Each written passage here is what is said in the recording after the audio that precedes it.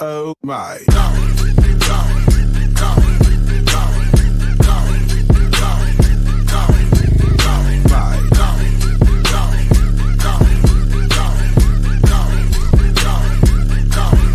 Oh my.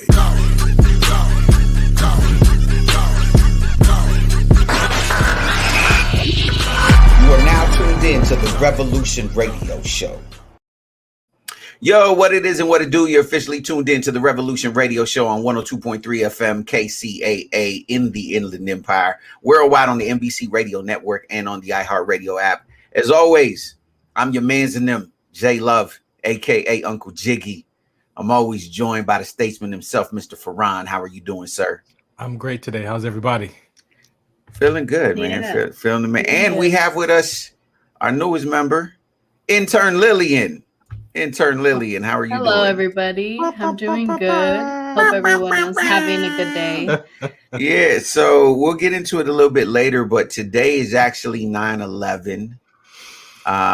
So, we'll discuss the anniversary of this event that literally not only changed our country, but changed our world, as a whole. And so I got to ask this question because I'm trying to do my math real quick in my head. But Lillian, was you born during 9/11? Yes, I was 11 days old, everybody. So I was there. So you was 11 on 9/11 or 11 days? 11 days. 11 days on 9/11. Okay. Yeah. My siblings always like to joke with me. They're like, you're probably part of this, weren't you? Barely being born and 11 days when it happened. Yeah, so it's there's a lot of things we're going to talk about that you're not aware of, Miss Lillian, in terms of life pre 9/11 and post, especially at airports. I mean, things that are now normal, that are now just normal, was not the case back then. Even that day, how that day unfolded for everybody was it's one of those days. I call it bookmarks, where like we all have certain bookmarks in our life that like that's stamped in your memory forever. Like, and for me, I remember it was the first time I understood what my mom was talking about when my mom said she'll never forget where she was at, what she was doing the day that JFK was killed, right? And she was like, no one in my generation will ever forget. And you know what I mean? And so that was the first time for me I was able to relate with that. And be able to be like, wow, I'll never forget. Like, I remember that morning, almost moment by moment, what was going on. So we'll definitely go into that, here shortly. But there's a few other things in the news. And I just want to say honorable mention, RIP, to my hopes and dreams of finally the Cowboys starting the season out. Y'all need to pray for me. You know what I mean? I've been a Cowboys fan my whole life. I've seen people already trying to make bets for that. I've been in a deep depression for the last 20 years. I really felt like we could beat Brady, and I just felt it. I thought so too. And to lose by 2 points, I don't know if that's better or worse. Like, I really don't. Like, it makes you feel like it could have been worse. Yeah. It could have been worse. It could have been like a landslide, but but there was this song that came out by a beautiful singer by the name of Brandy, and her song was Almost Doesn't Count. Only in horseshoes. Like, man, it was a great game. It was an amazing game. Like, I did love that. Like, it was back and forth. They fought hard. No one gave them this good of a chance. Like, that's the crazy part is before the game, all the, analysts and everyone was like, they're going to get blown out. This is, the defending champions. Brady is the GOAT and all this stuff. And they're going to blow out the Cowboys. The closest that somebody gave them, the closest that anyone gave them was 17-point spread. So they definitely did. And I will say this, though. It's game one of the season. Right. They got a whole season to improve and get better. And I'm going to predict this right now at the end of the season the Cowboys are returning to the Super Bowl for the first time in, was it 27 years, something like that? 28. I don't know. It's been a minute. Sounds like a 99-1 bet. Anybody want to take my bet? We can go. The Cowboys are returning to the Super Bowl this year. That's my prediction. I might need some gas money. Shoot. We'll Lillian, see. what we got going on, Lillian? Well, I saw this interesting story about Cesar Millan's. His pit bull allegedly killed Queen Latifah's dog, and it seems that he's had a violent past in previous years. Him So or the this pit was- bull?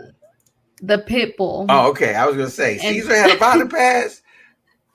Oh, I don't know about him, but I know his pit bull has. And so the first thing that his pit bull has done in the past was had bit a gymnast's leg that lived in the complex. So she was this like young, accomplished gymnast.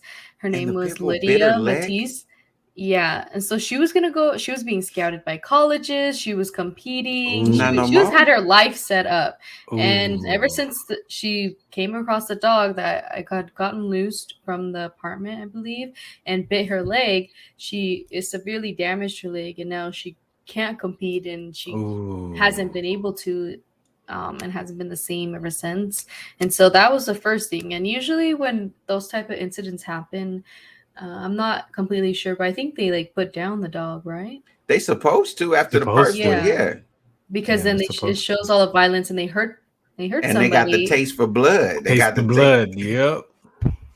And so, yeah, I guess the dog never did, and now it came after other dogs. So it's attacked other dogs before, and then now it's Queen Latifah's dog, which is blown up because she loved her dogs, and it seems that she was training with him. I guess he's like a dog trainer, so they were together training. You so cute. She get like Or I don't Cesar know. what's happening. Milan. Cesar Milan is like the dog trainer. He's like in the Oh, world. really? He's like Dog the whisperer. guy. Yeah, he's the dog whisperer. Okay. Oh wow! Now let me say this. Okay. She was I super excited training with him. That's I all was- know. I was always iffy about Cesar Milan, and I'm gonna tell you why. For anybody in my generation who grew up in the hood, there was always them dogs that no matter what the owner says, you knew if that dog got a chance, it would eat you alive. Okay, I don't care what kind of training, I don't care whatever. You understand? And Caesar would come along and he'd do this little thing. He'd be like, Yeah. that's what he would do. He just and the dogs would sit down or whatever. And I'm Listen. like, that ain't true. Because Yeah. if I do, the dog gonna bite my finger, and I'm not. You know what I mean? Like, for example, my uncle had a Great Dane that was like 6 foot tall, named Samson, that had Alzheimer's. Now, how they diagnosed that the dog had Alzheimer's, I'm still trying to figure that out. You know what I mean? Oh, And wow. every time I go to my uncle's house, he's like, "Oh, don't worry about it. Get there." I'm like, "No," because I don't know if that dog remember me. He got Alzheimer's. You know what I mean? Oh, And that he makes looked, sense. yeah, and he looked like a tiger, like the way his I was gonna say his paint, but his fur, like he has stripes almost like a tiger, and he would come right up to the window of the car and right, and he'd be like, just get it. I'm like, I'm not getting down till you carry me. This dog got Alzheimer's. Okay, I got some timers, and it's bad. So I'd be like, I don't remember you. You feel me? And so Cesar Milan, everybody be like, Cesar Milan gonna train my dog. But now do y'all want to see? Because Caesar's own dog is over there killing other dogs and biting the gymnasts. Yeah, and so it seems that the dog had attacked Queen Latifah's dog and killed it, and then he told his staff to tell Queen Latifah that he got hit by a car. So he tried to cover it up, and then he got caught no, up. Caesar. So now she's mad. Caesar's dirty. Caesar. Yo, and So instead of Dana. owning up to it, like, oh, I'm sorry, like my dog, like bit yours. Cease. Yo, Because it shout would out. ruin his reputation. Like if Oh. he knew that his dog was like out of control, biting Oh, everybody. this is because let me say this, shot, because we on a first name basis. Shout out to, I know y'all know her as Queen Latifah. I know her as Dana. Me and Dana.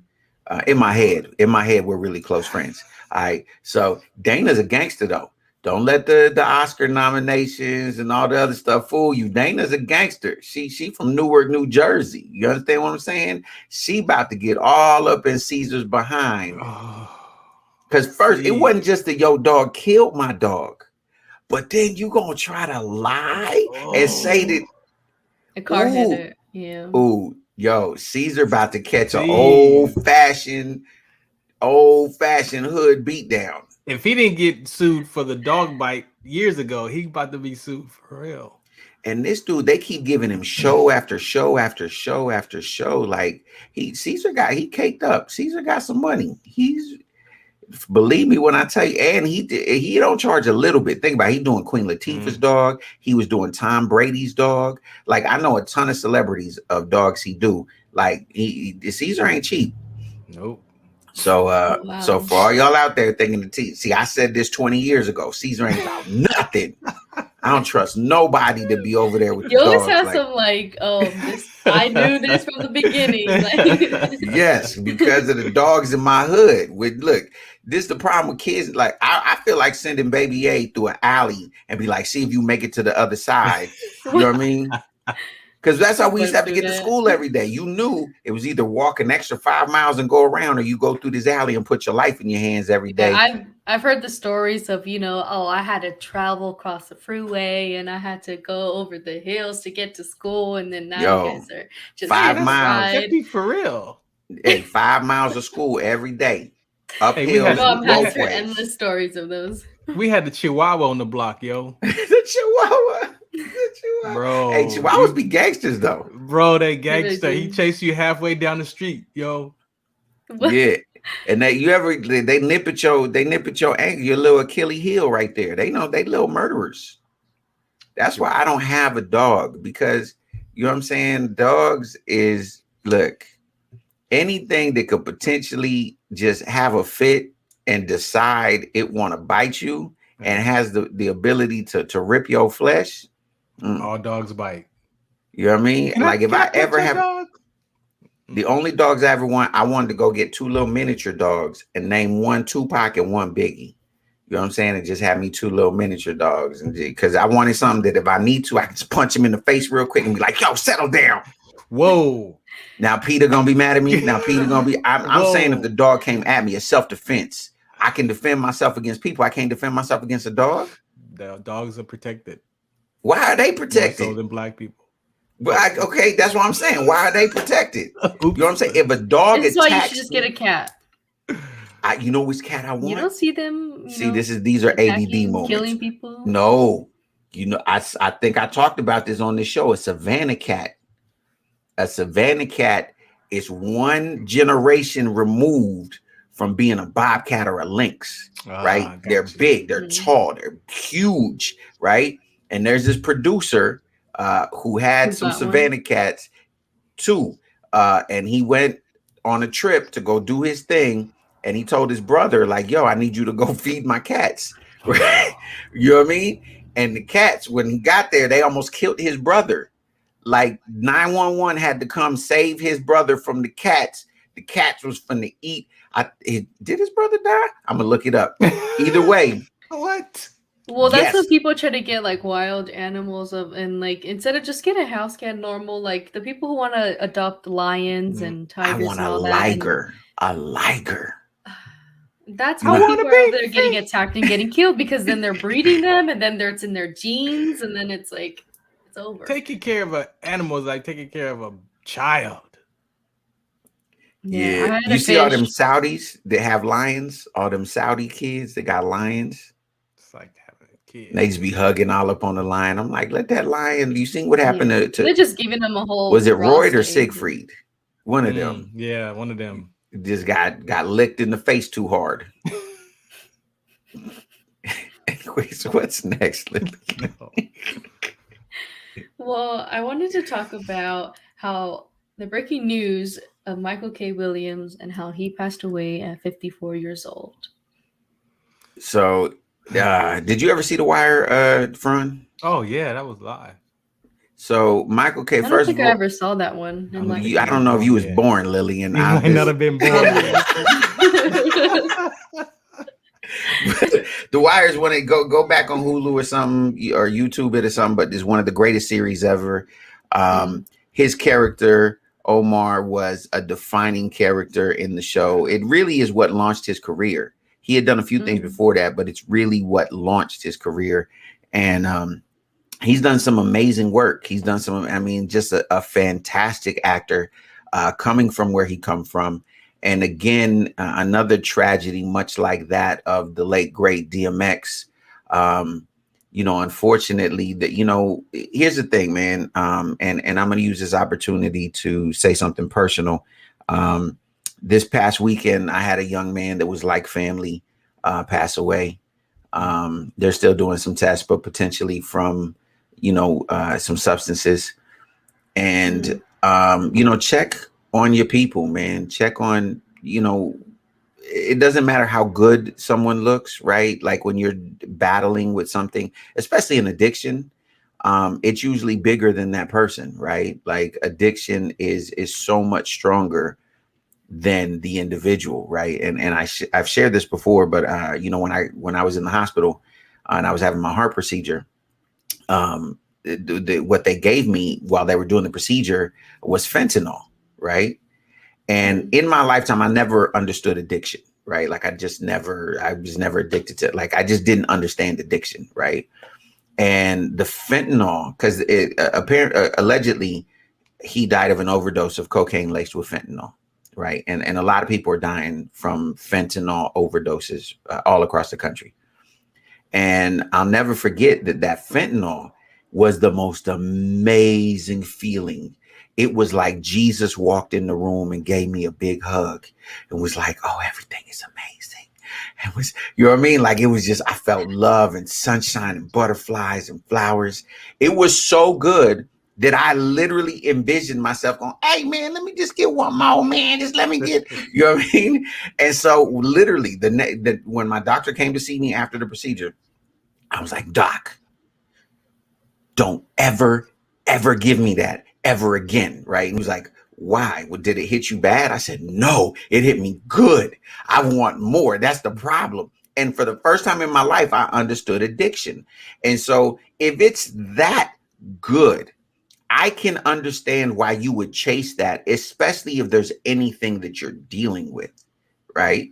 And then I couldn't imagine being addicted to that because, oh my God, like that was the great. And I'm over here talking about fentanyl, like but it literally, I can't imagine that if supposedly, because again, the hardest thing I ever really did was weed, but I couldn't imagine if as a drug addict, and I've worked with a lot of drug addicts over the years, I've done a lot of work with rehab. I'm still doing some work. I can't imagine because drug addicts always say that it's never the same high. Like you're always chasing that first high, right? Like it's never that good again. That's why drug addicts, even when they find out that other drug addicts are overdosing, they want that one because they're like, oh, that's the one. It's closest to what the first one was, which is crazy. To us is crazy, but they're chasing that thing, right? And so, especially if they're like trying to numb something, then it's like that's the only way to cope with it. Yeah, it's a hell of a way to cope. I mean, I'm saying if that's how it feels, because like I said, I never did drugs. So for me, I didn't know if that's how it feels, even if it's for 2, 5 minutes, 7 minutes, I don't know however long it is. I can understand it now. Like I definitely get it. You know, I know Farhan was a drug addict for about 22 years. You know, back in the days, I think, not that I think, but, you know, for me is dealing with my mental health. I could see how that abnormal use to suppress that subconscious mind is no joke, bro. Yeah. So people look for alcohol, drugs, you know, sex, whatever that is to suppress that subconscious mind. So I can't even imagine. I was not around drugs. Well, let me change that. I didn't do drugs because of my military career. So I was responsible, you know, kind of guy for that. But to be around friends that smoke weed back in the 90s and all that stuff, you know, you could just see, you know, like I said, the mental part, like the appetite that gets created with those drugs and alcohol. Like I guess mine was alcohol, because I did have a run of drinking a lot. So I guess I could relate to. I didn't know what I was dealing with in the moment, but then afterwards I could relate. So all I can tell you, man, is that is trying to control those thoughts. You just got to get some real help, because the alcohol and the drugs, it's only temporary. It's only temporary, and you do more damage to your health. Yeah, absolutely, man. And so, but definitely condolences and prayers to his family and loved ones. Also, again, shout out. I just want to say his name, Keno. You'll be missed. He was a beautiful young man. He was only 16 years old, and just definitely love and prayer and condolences to these families and these folks. And it's even if he wasn't an actor, it's devastating. Yeah. You know what I mean? Like we only know him because he acted, but there were people in his life. Like I saw a thing last night, his sister, right? Like, and the caption was, everyone knew the actor. She misses her brother. You know what I mean? And I that was powerful to me. And I think that, outside of being Michael K. Williams, the actor, he was Michael K. Williams, the man, and I know he had people in his life that could care less about his career right now.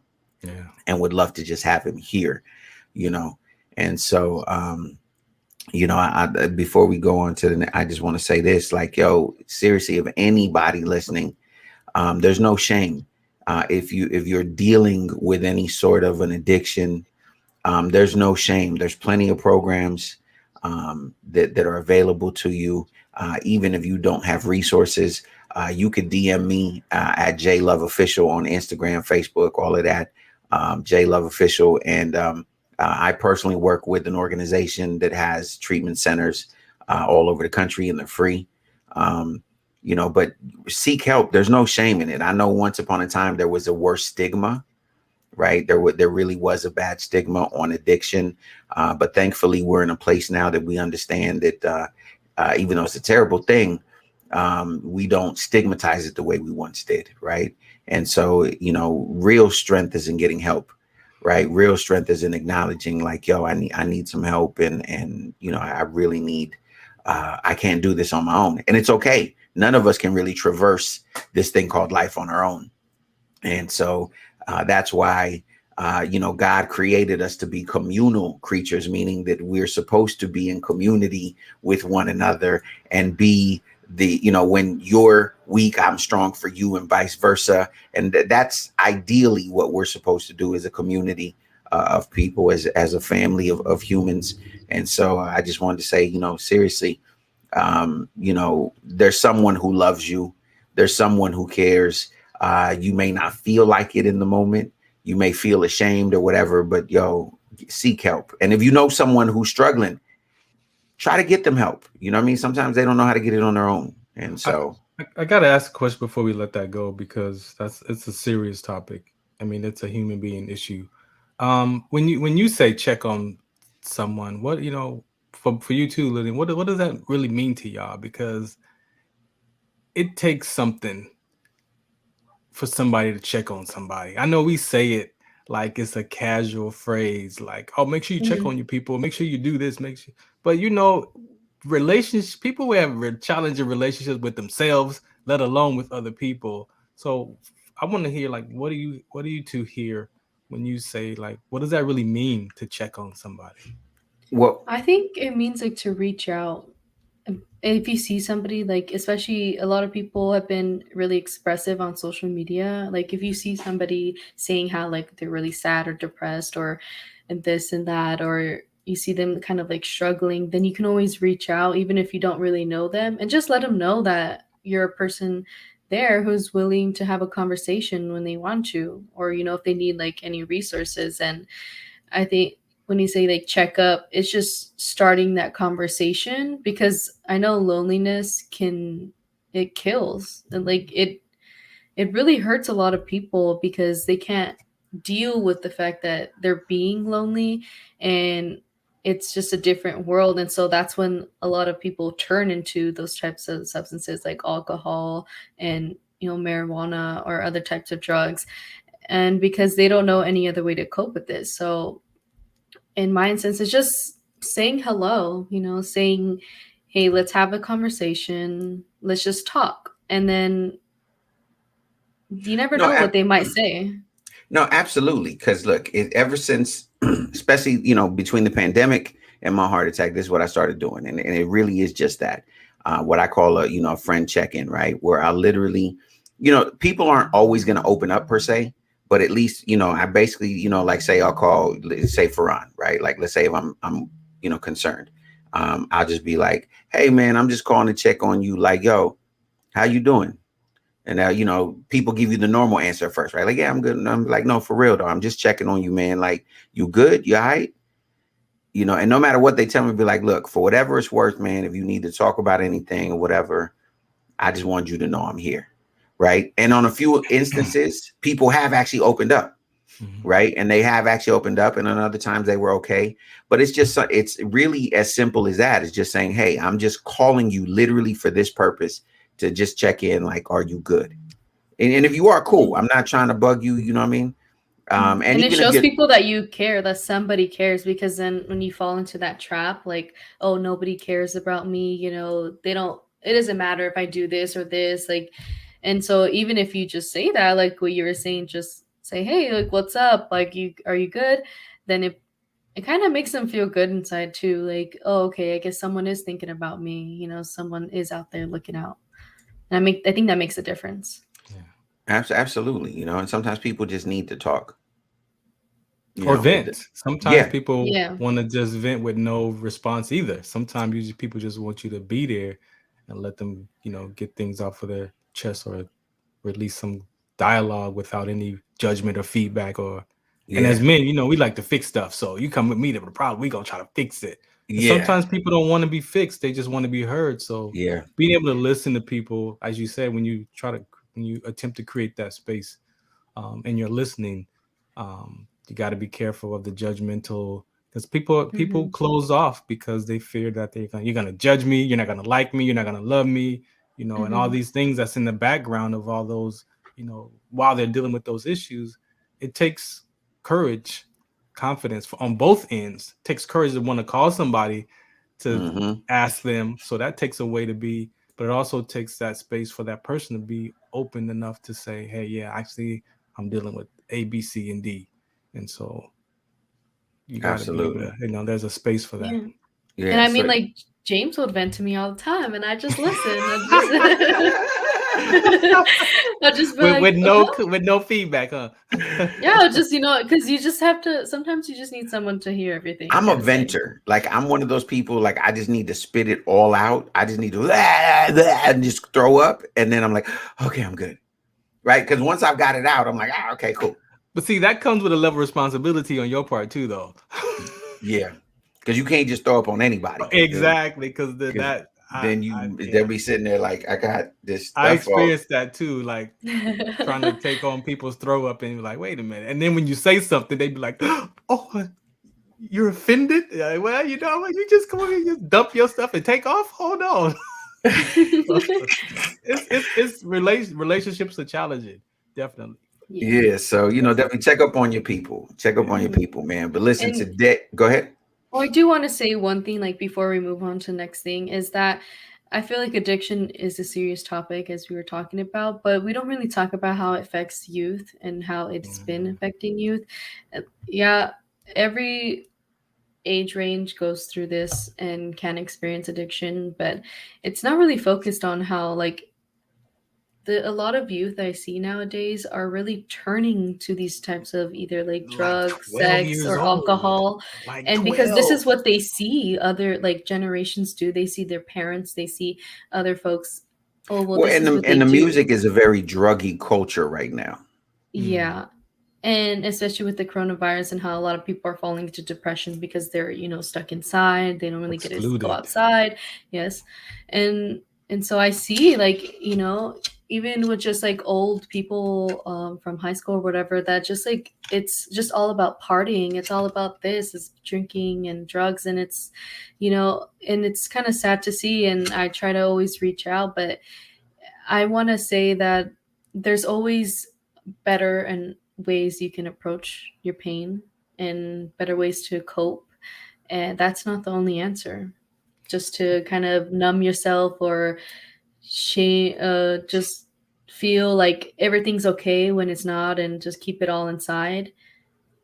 That and it just needs to be talked about.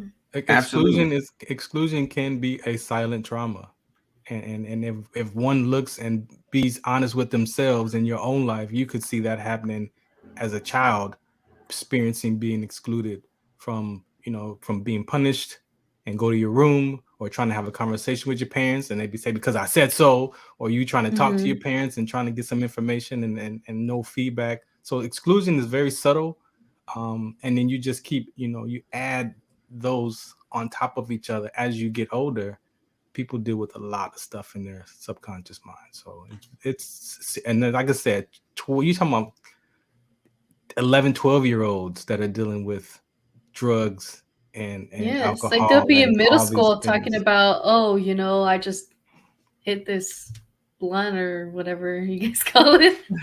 And I'm just she said you guys call it.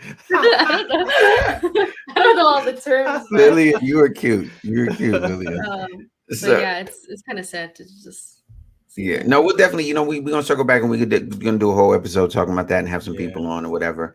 But today marks the 20-year anniversary of the September 11th attacks on New York City and on the Pentagon, as well as the plane that went down in Virginia. Was it Virginia or Pennsylvania? It was Pennsylvania. Pennsylvania, yeah. And so this single event, this single day event, I should say, changed the course of history forever, right? It's one of those days that, you know, as I was saying earlier, those of us who were there, we remember distinctly. You can almost remember smells. You know what I mean? Like I'll tell you one crazy story before I ask for Ron, because I'm assuming you were in the military at that point. Yep. Okay. So I got to ask you from that perspective. But I remember this. I worked in downtown LA at that particular point. And so I remember they shut down everything, right? Like you couldn't even be on the freeway in downtown LA because there was a fear still that morning, because there was planes that still hadn't landed. There was planes that were unaccounted for, right? So, and there was just rumors that like they're going to hit buildings in downtown LA, right? So I remember calling my boss and I'm like, yo, I can't go in today, right? And he was like, why? And I was like, yo, you didn't see what's going on the news, man? Like, it's crazy. He was like, that was in New York. I'm like, dog, I can't even, if I wanted to get to you, I can't even get to you, right? Like they shut down downtown LA, right? And he's like, this is people just living in fear. And I'm like, I don't know about people living in fear. I'm just saying I can't physically get to your location from the location where I am at. This is what I'm trying to tell you, bro. He was like, this is all ridiculous. And I said, well, look, do what you need to do. Okay. Just understand, I will not be there today. I don't know about tomorrow, but I'm not going to be there today. Okay. That's not going to happen. Right. Because I'm not driving on the streets from Riverside to LA. Like that's not going to happen. I'm not going the streets the whole way. You feel me? So plus they got like, they literally had barricades up and, you know, it was wild. And you know, I'll say this in a minute, because like I said, I want to hear Farron's perspective, but I will say this. I remember watching, because at the time I went to my fiance's house at the time, right? And in the morning, because I was going to take her to work, and she was sitting there stunned watching the TV because the first plane had already hit the building.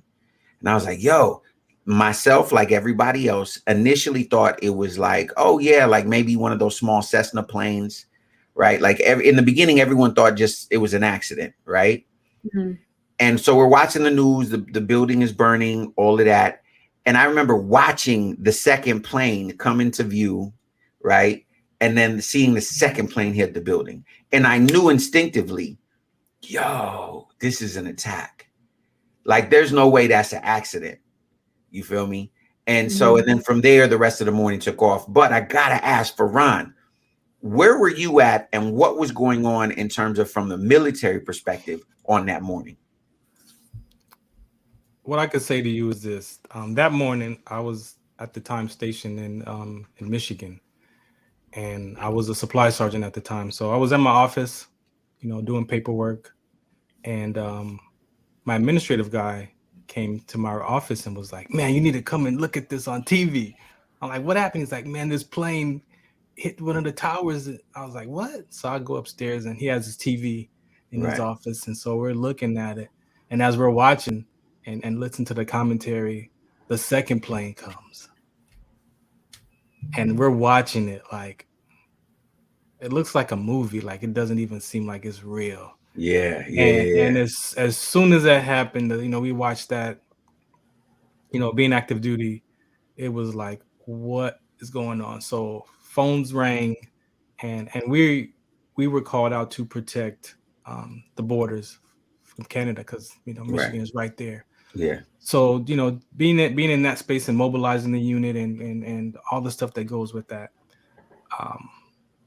I can tell you, and this is ridiculous, but my daughter and people that know me will tell you that from that moment, I've had, I want to say it's PTSD, but a level of stress from airplanes. Right.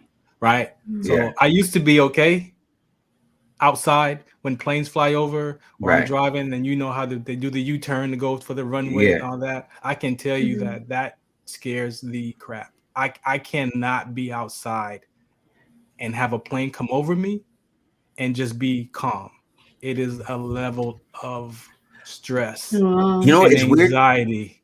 Weird. It's weird that you say that. I wouldn't say it's stress for me, but I definitely have thoughts. Like, it doesn't stress me out, but I do from time to time. Like, I'll be like, yo, it'd be crazy if that plane went down right now. It'd be crazy if that plane, you know what I mean? Like, just, it was thoughts I never had before.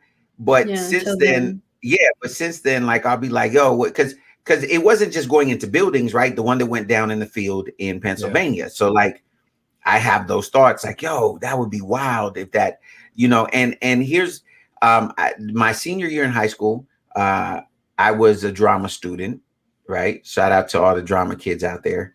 And I remember and I went to the Hayden School for the Performing Arts and whatever. Anyway. Wow. And so I remember we did this exercise with all of the first responders, right? Where, and this was the first thought that came to me, but this never happened with 9/11, but I thought this was a thing. The airport, we worked together with first responders with the Air Force Base there in Albuquerque. And they set up a scenario where a plane went down, right? And so they brought all these drama students from all over the city to reenact, like, to be like, okay, and they would give us like a card and be like, so your card is you had, you know, whatever trauma to your chest, or you had this or whatever, right? And so they, you know, it was crazy. Like, they had a plane out on the runway, they had smoke machines, they didn't, you know, people with blood and, you know, debris all over them, people who looked burned up, you know, the whole nine, right? And so it was just, I remember that. And I remember thinking at some point, and this is the part about September 11th, it's the hardest. There was none of that, right? Like, because in my scenario, because here's the thing, I'm old enough to remember, and Farhan, I know you are, in the 80s, there was a lot of hijackings, right? There was terrorist hijackings of planes all the time, right? It was something that you knew, like, yo, if you fly to certain parts of the world, hey, your plane might not make it. And this was kind of common, right? But there was always survivors, at least a few. We would see planes go down. We would see different things, right? And so we had this notion that there would be bodies, right? And the thing that was so distinct about this, that was eerie, because it was quiet, because there was no bodies. There was no one screaming. There was no one. It was just quiet.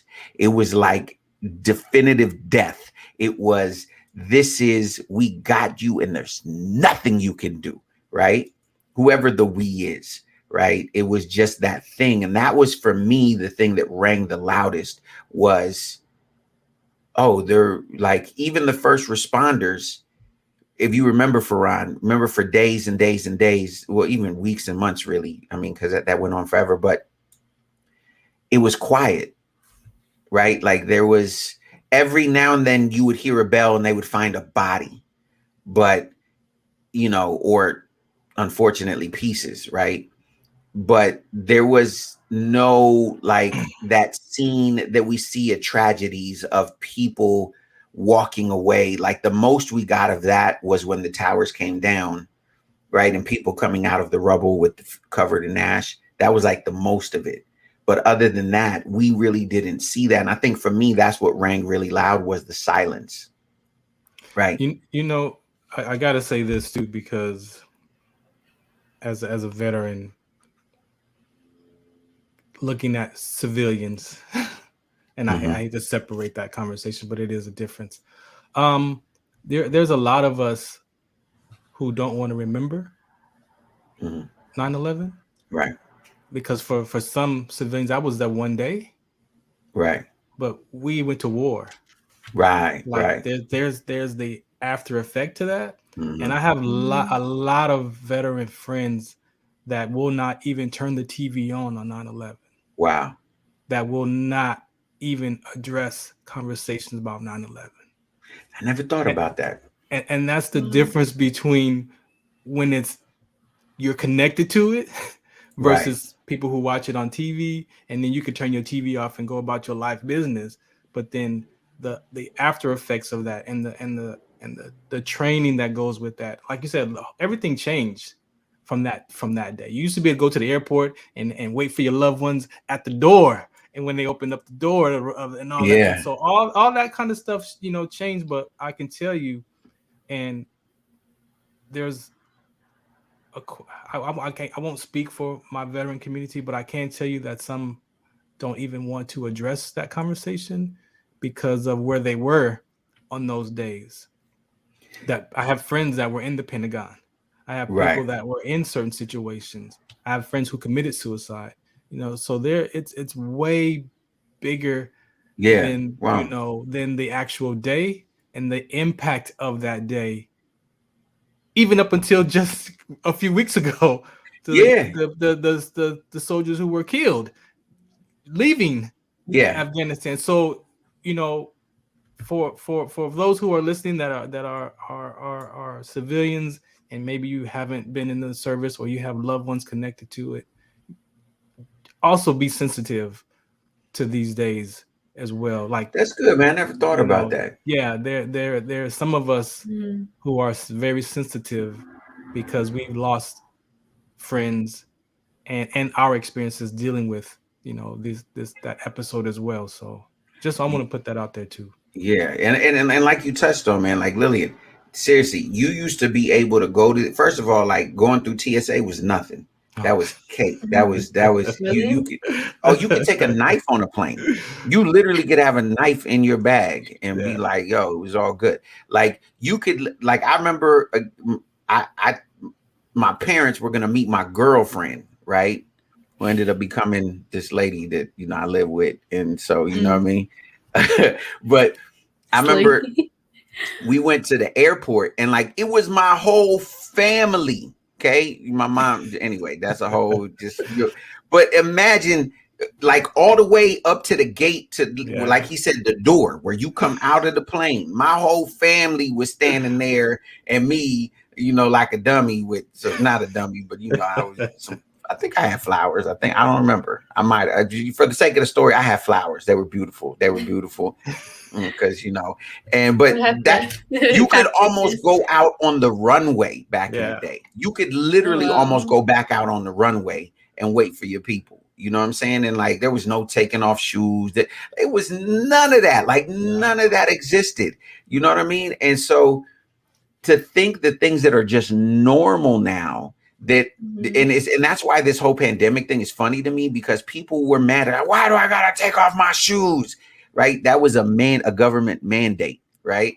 It was a government, like all these things were, and back then people fought it. They were mad. I'm not gonna do it. And look at us now, 20 years later, like you take your like it's to the point where I wear Crocs to the airport. I'm like, it's just too, you know. I get dressed at the airport. Like I might as well just get dressed. I gotta take my belt off and all. Like I might as well just get dressed when I get here. Yeah, like it's like, you know what I mean? What do you mean I gotta take my laptop out of my backpack? Yes. I'm putting it through the thing. No, take it out of your backpack. Out. Food. You got to take all the food. I mean, that's crazy. Like, you have to have like food in separate bags. You have the electronic in another bag. Oh, or like you know what's liquids. the worst? The worst was when they made me throw out my cologne. Ooh. Like, you know how much I paid for that? You know how much I paid for that? Like, nah, sir, it's too much. You got. It's a brand new bottle. It's a brand. Oh, I remember when I went to Puerto Rico and like I was trying to take a coconut back home and they were fighting. You ain't bringing no coconut back home? Are you crazy? No way. It was like it was like from the tree, like no, it fell in front of me and I wanted to bring it. Are you crazy? A coconut? Do you know what could be inside the coconut? Yeah, they were fighting me, and then they find out. They're like, "Well, why do you want to bring it?" I was like, "Well, because I want to crack it and eat it at home." Like, and then they just finally, they're just like, "All right, just go over there." I can't believe they let you, Lillian. I could have smuggled something. I would have, if I was a TSA dude. No, you ain't bringing no coconut. Aside from illicit stuff you could put in there and whatever, you know what little bugs could be, and you could bring bugs from Puerto Rico and come. No, you go throw the coconut in the trash. Washed it. No, little girl, go put the coconut in the trash, and then I would have talked about you the whole day. I'd be like, you see that girl tried to bring a coconut? What's wrong with these Americans trying to coconut? She ain't never seen a coconut. I'd have talked about you all day long. Okay, and it was funny because there was even signs saying like, "Oh, like don't bring flowers and stuff," and then like, I was like, "It's not a flower." I was like, "It's a coconut." It says on the sign like no plants or like flowers. I was like, "This is like a fruit." Have you ever driven to Vegas and come across back where they wave you through? Yeah, well, sometimes they stop folks to make sure they don't have things like that in their cars coming into California. Stuff is not indigenous, yes, because you don't want things that are not indigenous to this particular landscape to come over here. Who let you? We need to fire somebody. Who let you bring a coconut? Can't believe they and I couldn't. I'm mad because they coconut too. So they let you bring a coconut, and I couldn't bring my cologne. Are you crazy? Oh, the liquid thing is the joke. I mean, the liquid thing is ridiculous. And that's only because of the shoe bomber dude. Ridiculous. We were fine until, do you know about because you was, I don't know how little you was, but the shoe bomber. No. There was a dude after 9/11 who got on the plane who would put like a bomb in his shoe, like in the heels of his shoe, right? It didn't work the way he wanted to. He just got burnt up a lot. So you have to take off the shoes? Well, that's partially it's the shoes, but also because there was liquid. That's why the liquid thing now. So I'm saying it changed the world. Like everything we do now was because of what happened then, right? And so, which is crazy because I remember even before that, I remember always when I would see Asians travel, Asians would always wear a mask, right? And so that's always been a thing. Yeah, right? I want to like it used to be like to where you would like see someone wearing a mask and be like, oh, like they must be really sick, or like why are they wearing that? And then now it's just so common, and it's just like how that thing, like any little thing that once was like, you know, different and stood out is like now can be normal. Trust, for the rest of my life, as long as I travel, I'm Asian. I don't care what all these people that are lifting mask mandates and all of that. I am Asian / Michael Jackson for the rest of my life. Because like, and you never thought because they came from these big, dense populated places, sicknesses would move quicker, right? But we never paid attention to it, right? Because we're entitled Americans and we, you know, but like, so, and I will say this about 9/11, that is a fond memory, okay, which is weird to say, but it was the first time in the history of my life being a Black person in America, where for like, it was a good year at least, where we were America United. We was America. Everybody, like I remember messing with my Middle Eastern friends, like, oh, y'all the Negroes now. You know what I'm saying? Because like white people say, be happy to see you. Like, hey, how you doing, Jay? I'm doing great, Bob. Hey, us together, united. It was the first, like, Lillian, I'm telling you, it was crazy. We had never been so united as a country. Like, people were happy to see you. You'd get high fives in the middle of the street. In America, high five. It's because they always want an enemy. They always want someone to, point their finger out. Like, they're the bad guys. We're the good ones. You saw black people wearing American flag T-shirts everywhere. We was just red, white, and blueing it up. We was like, right? People was scared too. Yeah. And the first time you got on a plane after 9/11, like I got my first standing ovation in my life. Because and this is terrible. This is terrible what I'm about to say, but I'm just keeping it 100. Like, I'll never forget, this dude got on a plane. There was the stereotypical Middle Eastern dude with the beard, the dress, like everything, right? Stereotypical Middle Eastern dude, right? And so everyone was looking at him like, ooh, he's because everyone in their mind was like, yo, let's roll. That's what everybody's thinking. Let's roll. Like, we're gonna get him, right? And so dude sat down and nobody wanted to sit next to him, right? They were just all looking at him, giving him dirty looks, right? And so I was like, kill it, I'm gonna go sit next to dude, right? So I sat next to him, right? And so every time he wanted to like get something, I'd be like, I put my hand on, I'd be like, I got you. So let me get it for you. You know what I mean? And he was like, what? And I said, look, my friend, don't, you ain't asking for no problems, homie. I got you. You know what I mean? So, and like, he wanted to go to the bathroom and he wanted to get out. I said, sit right here. Hold it. You got to pee on yourself. Pee on yourself, player. Trust me. This is not you know what I mean? This is not that flight. Yeah, this is not, because people were waiting. They were just looking for a thing. You know what I'm saying? And so because, and I would say this, I had no issue with him, right? Like, whatever, but I knew the tensions were in the air. The tensions were there. And so, like, literally to the point where, like, afterwards, he kind of like finally got it, like, because he didn't get what I was doing. He thought I was like suppressing him, right? And I was like, look, man, you don't want to get up. You want to be invisible. You don't want to make a sound. You don't want to do nothing. Trust me on this one, right? So at the end, two things happened. He leaned over and goes, thank you, my friend, right? And so, and I just, because everybody was watching, so I had to just be like, Like, I wasn't going acknowledge, like, he said, he don't know me. He did, like, I know he said we friends, right? Because the peer pressure, I'm be honest, the peer pressure was a little tough, right? So then what happened is I got up, let him go, right? And everyone watched him walk out of the plane. They let him go first, right? He walked out of the plane. And as soon as he got out of the plane, everybody did this to me. Yay! And they were coming, thank you. And I was like, for what? I'm not sure, but I'll be a hero for 2 seconds. Cool.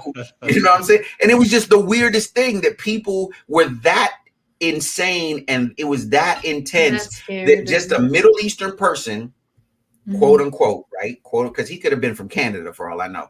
But right, like, but a Middle Eastern person, a quote unquote visibly Muslim person, was that much of a threat that me as a black man, that's what I'm saying. It freaked me out because I've never had other people, I'm gonna word it that way, be excited about me, and to the point where they're giving me high fives and yeah, you're a hero.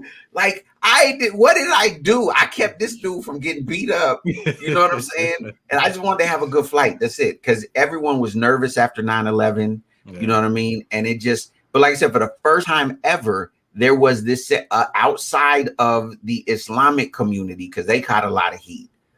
But for the first time ever, I'm telling you, people were going out of their way to say hello to me. And it felt nice. It felt nice to live in Mayberry for about a year. It was nice. I know you don't know what Mayberry is, but it felt nice to live in Mayberry. Well, this is what I want to talk about. From everything I've heard in the past and from you guys, I don't really remember how it was back then. Really, like, you know what? We got to finish this on the next show. I can't believe this show went by so fast. But last words before we get out of here. Yeah, it's crazy. Farhan, last words on 9/11. Again, just have some compassion for your fellow veterans. Yes, you can say thank you. You know, we accept the thank you for our service, but it's deeper than that. So we appreciate you though. Word. Lillian. The last things I want to say is, really remember and reflect on this day, because there's a lot of aspects that we can take from and learn from and use them today, as there's a lot of things that are similar from what is happening right now with COVID and what happened in 9/11. So just reflect on that. So I'm just going to leave y'all with y'all. Have a beautiful weekend and check on your people, man. As always, reach for your best, reach for success, but most of all, reach for God, because God is love and love is everything. We'll see y'all next week, man. Oh my.